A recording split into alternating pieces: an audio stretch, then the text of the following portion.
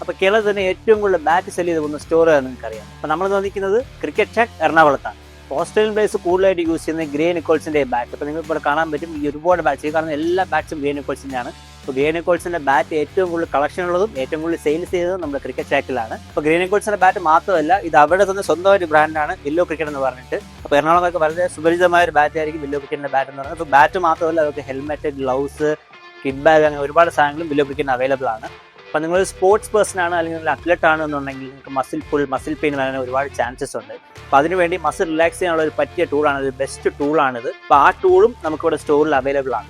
ഓക്ലിയുടെ തന്നെ ഒരു wide varieties of sun ഗ്ലാസസും നമുക്ക് ക്രിക്കറ്റ് ഷാക്കിൽ അവൈലബിൾ ആണ്. അപ്പോൾ നമുക്കിവിടെ കാണാൻ പറ്റും വെർസാൻ എന്ന് പറഞ്ഞ കമ്പനിയുടെ ബാറ്റ്സും ഇവിടെ അവൈലബിൾ ആണ്. അപ്പോൾ ഇതിൻ്റെ വെയിറ്റ് റേഞ്ച് എന്ന് പറയുന്നത് 1150 ആണ്. അപ്പോൾ നിങ്ങൾ പ്ലെയർ ആണെന്ന് നിങ്ങൾക്ക് അറിയാൻ പറ്റും 1150 എന്ന് പറഞ്ഞ ബാറ്റിൻ്റെ ഇമ്പോർട്ടൻസ് എന്താണെന്നുള്ളത്. അപ്പോൾ അതിന് തന്നെ ഒരുപാട് വെറൈറ്റീസ് ഓഫ് ബാറ്റ്സ് കിടക്കുന്ന ഈ ബാറ്റ് ഫുള്ള് വെർസാൻ എന്ന കമ്പനിയുടെ ബാറ്റാണ്. ഇപ്പോൾ 1130 തൊട്ട് 1150 വേണം, വളരെ ലൈറ്റ് വെയിറ്റ് ബാറ്റ്സ് ആണ് കാണാൻ പറ്റുന്നത്.